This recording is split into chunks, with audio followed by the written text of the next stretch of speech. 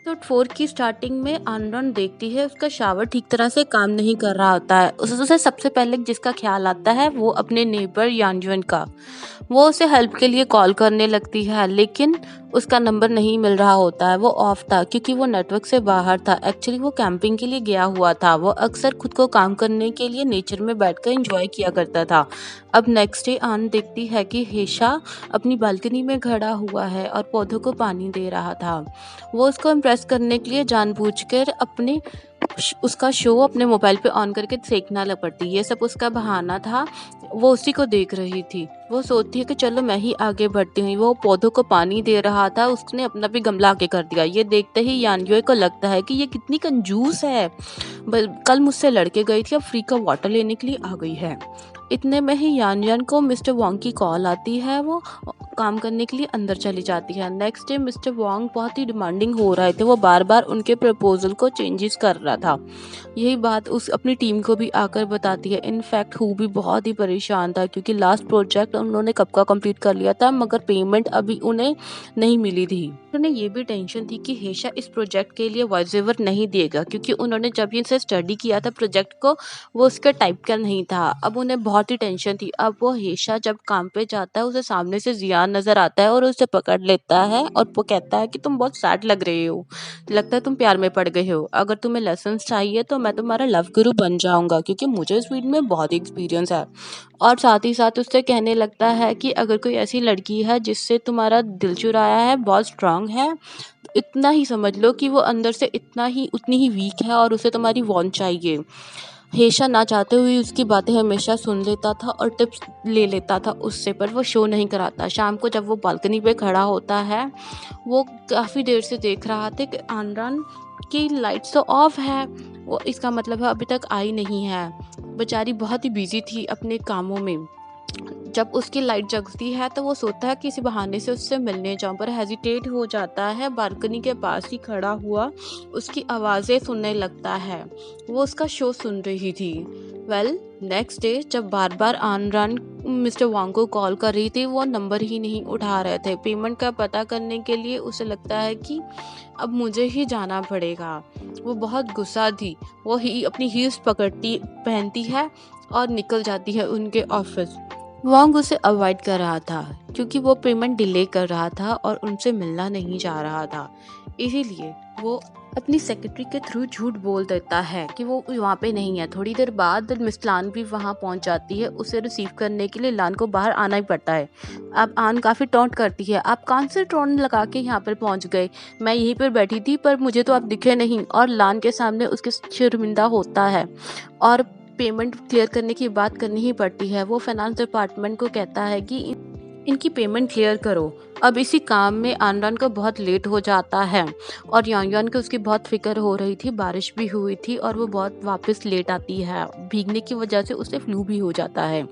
अब यान एक बहाने से उसे पूछने के लिए आता है और ये बहाना ये है कि रेंट पे करने की रसीद लेकर आया हूँ। यहाँ पे वो देख लेता है कि उसके पैर पे चोट लगी है। एक्चुअली उसके शूज़ नए थे और रब्त होने की वजह से वहाँ पे घाव हो चुका था और वो फ़ौरन से वहाँ आता है, एंटीसेप्टिक स्प्रे करता है और बैंडेज भी लगाता है।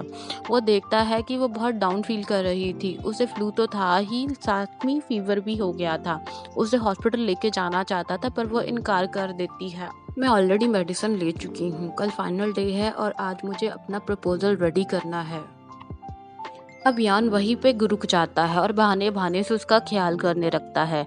वह सबसे पहले तो वो उसके लिए गरम गरम चाय अपने हाथों से बनाकर लाता है। अयान उसे देखकर इतनी खुश हो जाती है, देख के वो इतनी उसकी केयर कर रहा होता है।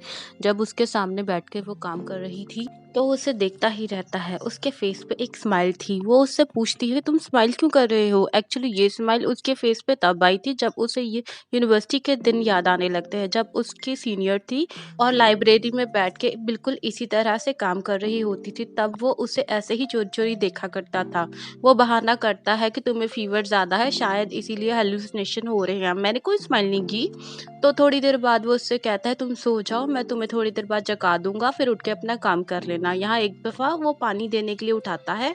वो उसकी बहुत ही प्यार से देख रेख कर रहा होता है और जब वो उसे पानी पिलाने के लिए उठा रहा होता है तो कमजोरी के कारण आन रुआन युआन के कंधे पर गिर जाती है। ये सब देखकर युआन मन में बहुत ही खुश हो रहा होता है और आन रान शर्मा रही होती थी। वो उसका बहुत ही ध्यान रख रहा होता है। वो उस वहाँ से नहीं जा रहा होता है और बहाना उसने ये बनाया होता है कि मैं वापस नहीं जा रहा, तुम्हारा घर बहुत ही बिखरा हुआ है, मैं उसे टाइडी करके जाऊँगा, क्योंकि इस तरह के घर मुझे बिल्कुल भी पसंद नहीं है। वो उससे पूछती है, तुम इतने चेंज कैसे हो गए, तुम मेरा इतना ध्यान कैसे रख रहे हो। ये थी जबकि यानजय उसके प्रोजेक्ट पर काम करने लगता है और इसी तरह काम करते करते सुबह हो चुकी थी। आन रान की आंख खुलती है खाने की खुशबू सुनकर। किचन में वो जाती है तो देखती है कि उसने उसके लिए बहुत ही अच्छा सा खाना तैयार किया है। वो बहुत खुश हो जाती है। वो बताती है कि करीब ही डक बोन की करीब ही दुकान है, अगर तुम वहाँ जाओ तो प्लीज़ मेरे लिए भी ले जाना, मेरा बहुत मन करता है खाने का। मैं तुम्हें अपने घर का पासवर्ड बता दूंगी। एक्चुअली जब कल रात आनरन को फीवर था, उसने एक बात यानजन को बताई थी कि जब भी वो बीमार होती थी उसकी मम्मा किस तरह से उसके लिए एक डिश बनाती है जिसमें न्यूडल और एग्स होते थे। यान इतना स्वीट था, उसने सारी डिटेल्स रात को पता कर ली थी और सुबह वैसा ही नाश्ता बनाया था। इतने में आनरन को अपनी मम्मी की कॉल आती है। वो उनकी आवाज़ से पहचान लेता है कि उनकी बेटी को फ्लू है। वो नाश्ता वगैरह का पूछने लगती है। वो कहती है कर लिया है। तो उनकी सिक्स सेंस बहुत बड़ी तेज़ होती थी। वो जान गई थी कोई है जिसने तुम्हें ब्रेकफास्ट बना के दिया है। वो कहती है, मम्मी प्लीज़ ओवरथिंक मत करो, सिर्फ एक फ्रेंड है जो करीब रहता है। जबकि उधर यान को देखते हैं कि वो वही डकबोन की शॉप पर गया होता है वो खाना लेने के लिए जो आनरन को पसंद था। वहीं पे उसे जॉन मिल जाता है जो कि दोबारा से उसे लव लेसन देने लगता है और कहता है, तुम क्या थे पगले, मैं तुम्हारी नज़रों से समझ गया था, ये वही लड़की है जो गार्डन पे तुम्हारे साथ आई थी, तुम्हारी फ्रेंड थी, तुम उसी के लिए फॉल कर चुके हो और ये खाना तुम उसी के लिए लेके जा रहे हो। तो मैं बता दूं कि वो तुम्हें लाइक नहीं करती, उस नज़र से नहीं देखती, क्योंकि ये खाना बहुत ही ग्रीसी होता है और ये खाते हुए लड़कियों का फेस बहुत डर्टी होती है। ये लड़कियां उस सामने ये सब खाना नहीं खाती जिसे वो पसंद करती है और उससे ये सब कहता है कि मैं तुम्हारा फ्रेंड हूँ और कलीग हूँ, तुम्हें जिस प्यार की ABCD भी नहीं आती, मैं उस स्कूल का प्रिंसिपल रह चुका हूँ। यान को वो भी बहुत बुरा लगता था और उसकी बातें भी, लेकिन फिर भी वो उसकी बातें सुनता ज़रूर था और कुछ टिप्स भी ले लेता था, इसलिए हमेशा सुनता रहता था। अब वो जाकर आंटन के पास जाती, वो दरवाज़ा नहीं खोलती, उसे परेशान होता है कि कहीं उसकी तबीयत तो नहीं खराब होगी। वो जब आता है तो देखता है वो शावर ले रही है। वो बाहर आती है, फिर उसे दोबारा से यही ख्याल आने लगता है, ये मेरे कॉलेज में सीनियर थी, कहीं ये मुझे बच्चा या मैच्योर तो नहीं समझती, इसीलिए मुझे इस नज़र से नहीं देखती और मेरे सामने कहीं ये खाना ना खाने लग पड़े, और इसलिए वो वहाँ से भाग जाता है। ऑनरान जब बाहर आती है तो वो देखकर बहुत खुश होती है और खाने लगती है। इतने में उसे कुलीका टियान की कॉल आती है कि बिडिंग के लिए प्रपोजल तो रेडी है, ऐसा करूंगी कि मैं खुद ऑफिस में जाकर दे आऊंगी। यहाँ पे ऑनरान उसे याद दिलाते तो प्लीज़ मिस्टर वांग से पेमेंट की बात ज़रूर कर लेना, हमें अभी तक नहीं मिली। इधर जुआन को देखते हैं कि उसका ज़्यादातर समय उसकी बालकनी में ही गुजरता था, जो कि ऑनरान की बालकनी के साथ ही थी। उसकी एक बाउंड्री तो टूट चुकी थी, अब उन लोगों ने प्लांट्स की बनाई हुई थी। उधर टियांग जब मिस्टर टियांग के ऑफिस में जाती है सबमिट करवाने के लिए, तब उसे पता लगता है कि उसे अपने ऑफिस में बुलाया है। वहां पर जाती और पेमेंट की बात करने लगती है तो वो जानबूझ के उसके क्लोज आने लगता है और उसे हरास करने की कोशिश करने लगता है। तियान बहुत ही घबरा जाती है और कहती है कि बाकी डिस्कशन मिस ऑन से करना, मैं यहाँ से जाती हूँ। और बस वो बेचारी डरते हुए काम से बाहर भाग जाती है। और इसी सीन के बाद हमें ये बात कंफर्म हो जाती है कि यान जुआन ने पहली नज़र में उसे पहचान लिया था कि मिस्टर वांग कोई ऑर्डिनरी ठरकी लड़का नहीं है, बल्कि बहुत ही गिरा हुआ इंसान है। जो इसने आज हरकत टियान के साथ की थी वो बिल्कुल नाकबूल थी। उधर दूसरी तरफ आन रॉन को दिखाते हैं कि वो उससे बहुत इम्प्रेस हो गई थी युआन से।